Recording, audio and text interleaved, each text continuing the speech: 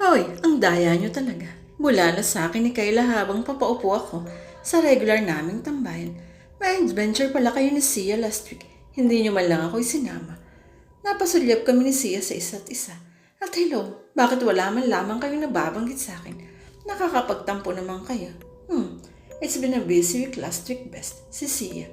Sumusulyap-sulyap pa rin sa akin. Grabe naman pala yung bangkay na discover niya last week. 7 taon na pala raw yung patay. Nagkatinginan muli kami ni Sia. Kapwa na tahimik. Yun daw pala yung isa sa mga nawawalang estudyante 7 years ago. Pagpapatuloy niya. Kawawa naman. Sino kaya ang may kagagawan? Ay nako, hindi kaya nasa mga comments lang din ng mga lumang classrooms yung iba pang mga nawawala. Bla bla bla. Abala pa si Kayla sa pagsasalita nang makarinig kami ng tila nagkakagulo sa may pintuan ng cafeteria. Ilang grupo yun ng mga estudyanteng halos sabay-sabay na pumapasok para humanap ng kani-kanilang mga pwesto. Hoy, have you heard? Dinig kong sabi ng isang baklang estudyante sa mga kasama niya. Pumapwesto sila sa lamesang nasa may bandang likuran ko. Ilang araw na daw na hindi pumapasok si Travis. Nakita ko kanina yung family niya. Sabat ng isang boses babae sa kanila. Yung mama niya at yung papa niya at mga kapatid niya. According sa aking very reliable source from their varsity team, 4 days na raw na hindi umuwi si Travis. Ilang araw na rin daw na hindi pumupunta sa practice. Kahit isa sa mga kabarkada niya, walang nakakaalam kung nasaan siya. Basta ang huli raw nilang alam ay kasama nito yung girlfriend nito na taga-ibang school. Yan kasi, reaksyon pa ng isa pang boses bakla. Kung bakit naman kasi ng ibang eskwelahan pa siya sa paghahanap ng syota. Kung pwede namang humanap na lang rito sa loob. Hindi ba ganyan din ang nangyari kay Jay? Sino raw ba yung girl? Tanong ng isa. Lailani hinerosa raw. Sagot naman ng isa. Ang kaso ito ang chika. Bumulong ito. Siguro sa katabi niya. Ano ba yun? Reklamo ng isa. Bakit ba kasi may pabulong-bulong ka pa? Sabihin mo na sa lahat. Sino ba yung Lailani yun? Yun na nga ang chika. Sagot ng boses bakla. Nilibot na raw ng parents ni Travis ang lahat ng mga universities. Pero wala namang makapagsabi kung sino at nasaan si Lailani Generoso. Baka fake name. Buti sana kung fake name. Pero paano kung halo-halo na ang mga nagsasalita sa kanila kaya't hindi na namin pinansin kung sino-sino ang nagsabi ng ano at kanino. Kung ano. Paano kung nabiktima na pala si Travis ng sinasabi nilang babae raw dyan sa may junction? Ano ba raw yung babae sa junction? Mangkukulam? Multo? Maligno?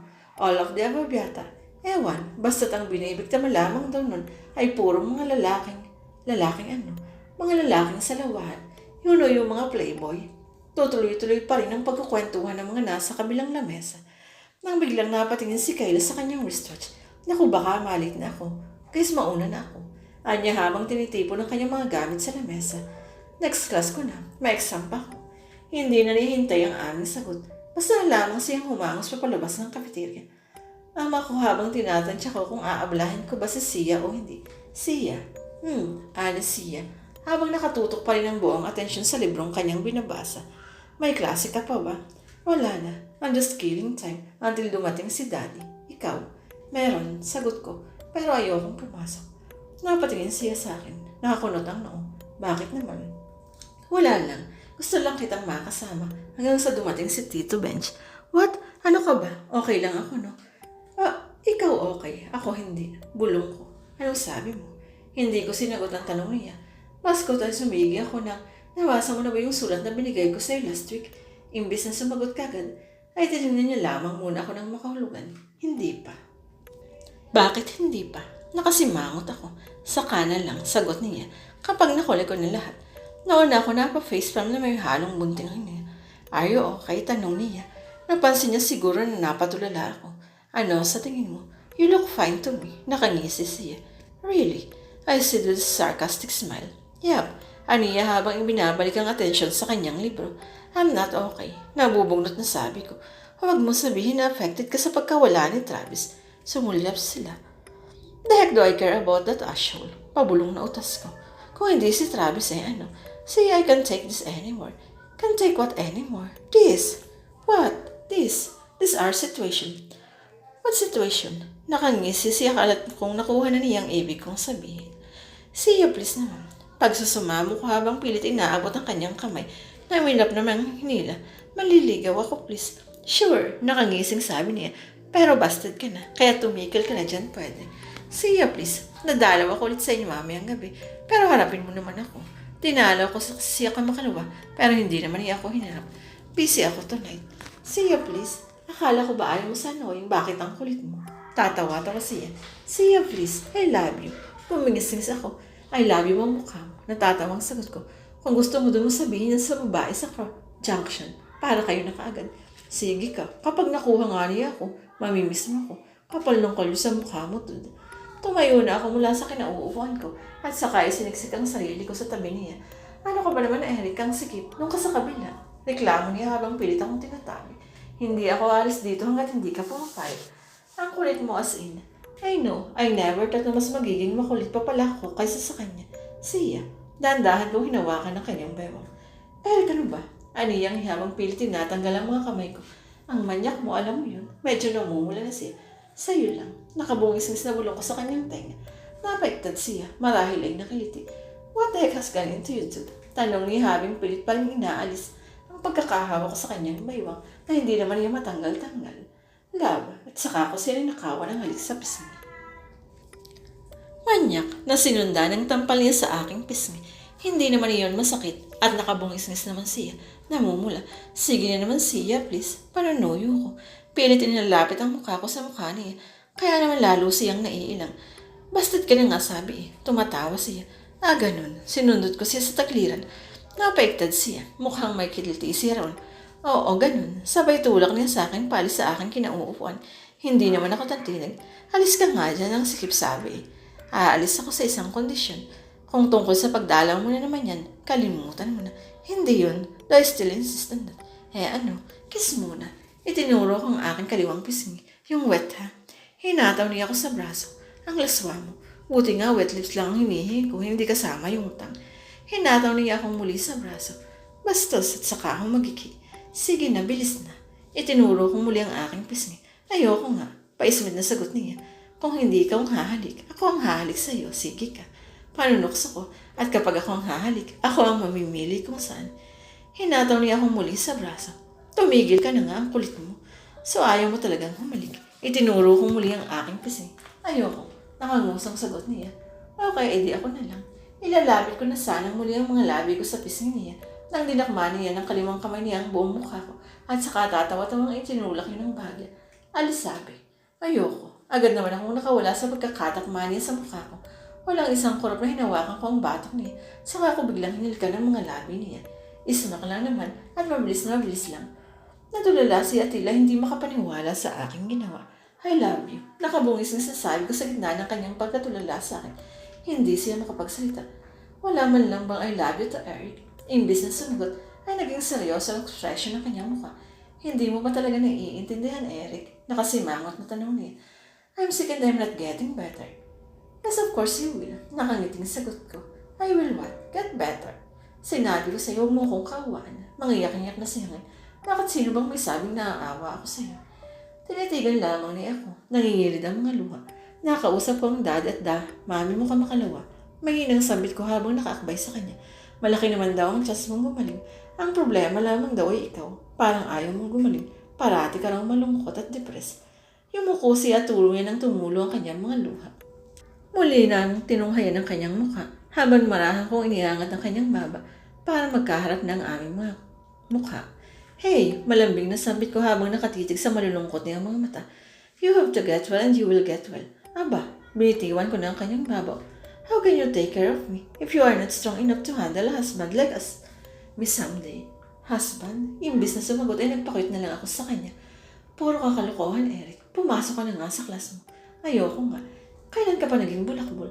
Wala naman kaming exams. And besides, alam ko na yung lesson. I study ahead, you know. Yabang. Inirapan niya ako. Cute naman. Kinindatan ko siya nang mapatingin siya sa akin. Ewan ko sa'yo. Umirap siyang muli. Kunwari bumalik sa kanyang pagbabasa. Tara, lakad tayo sa labas. Tumayo ako at hinilang kanyang kanang braso. Hindi siya natinag. Saan naman? Diyan lang sa labas. Tara. Hinila ko siya uli. Tumayo na siya this time.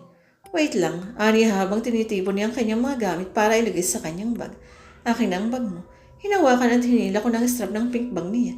Ako na ang magbibit-bit. Are you sure? Nakangiting tanong ko. Super girly first to. Baka masira ang macho image mo. I-manicure at i-pedicure pa kita gusto mo. Pabakla-bakla pa siya. Ako na rin ang bahala sa hair and makeup mo. Tara na. Kumembot-kembot ako habang hila-hila ko siya papalabas ng cafeteria. Nadinig ko naman sa likod ng aking mga tenga ang paghagikik niya. Hi Eric, pagbati sa akin ng isang grupo ng magagandang mga kabaihan. Pagkalabas namin ni Sia sa cafeteria. Mga kaklase ko ang ngayon sa calculus. Hi, nakangiting sagot ko habang hawak-hawak pa rin ang kamay ni Sia na tila nahihiyang nagtatago sa likuran ko. Free ka ba? Sabay ang ng isa sa mga kabilang braso ko. Magpapaturo sana kami sa calculus eh. Inihilig pa niya ang ulo niya sa balikat ko. I'm sorry but tangi ko at pilit bumibitaw sa pagkakalapit ng kaklase kong umangkla sa akin. May lakad pa kasi kami ng girlfriend ko. Girlfriend, sabay bitaw ng babaeng nakaangkla sa akin. Kailan pa? Lumingon ako kay Siren parang makahiya naman at pilit tinatago ang kanyang sarili. Is it mandatory to answer your question? Tapos kilay na tanong ko pabalik sa kaklase ko.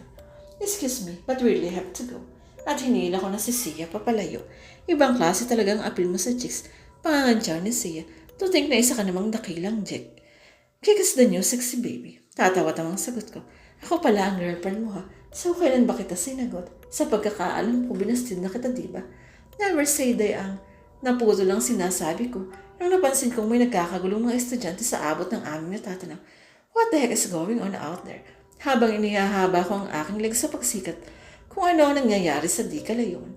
Sa harapan niyo ng isang fountain sa harap ng isa sa mga college building, hindi sumagot si Sia. Pagkos ay nakasipat na rin sa natulad ko. Halika, ngila ko si Sia para makalapit ka mo ron. Ilang di pa na lamang layo namin sa mga nagkakagulong.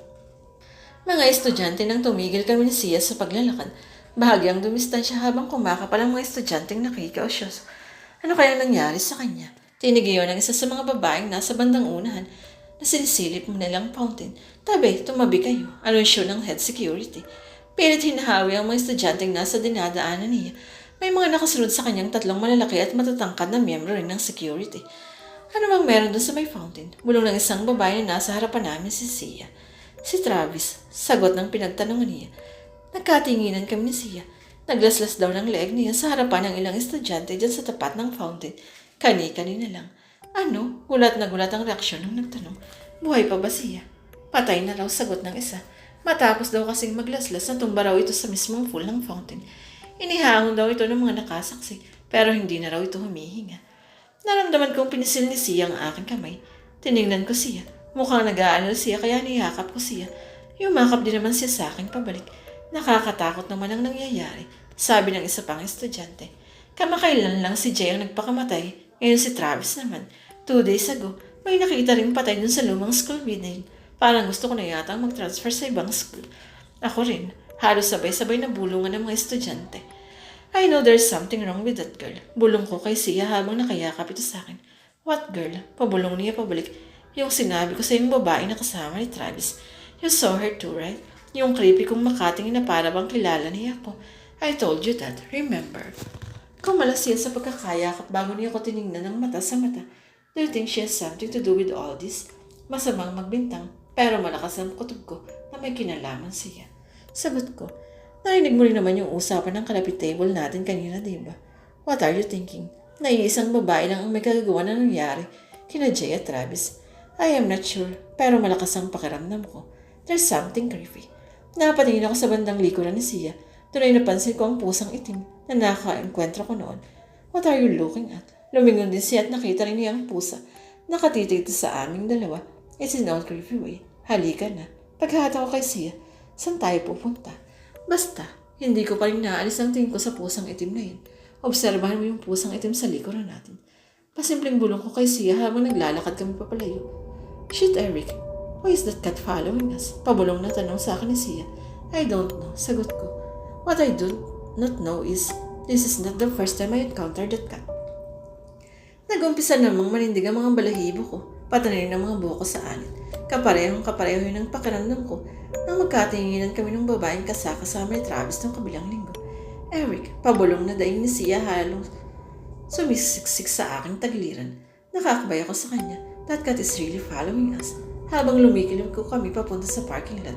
Can you call your dad? Tanong ko kay Sia. Why? Tell him na ako na lang ang maghahatid sa iyo. Sabi ko.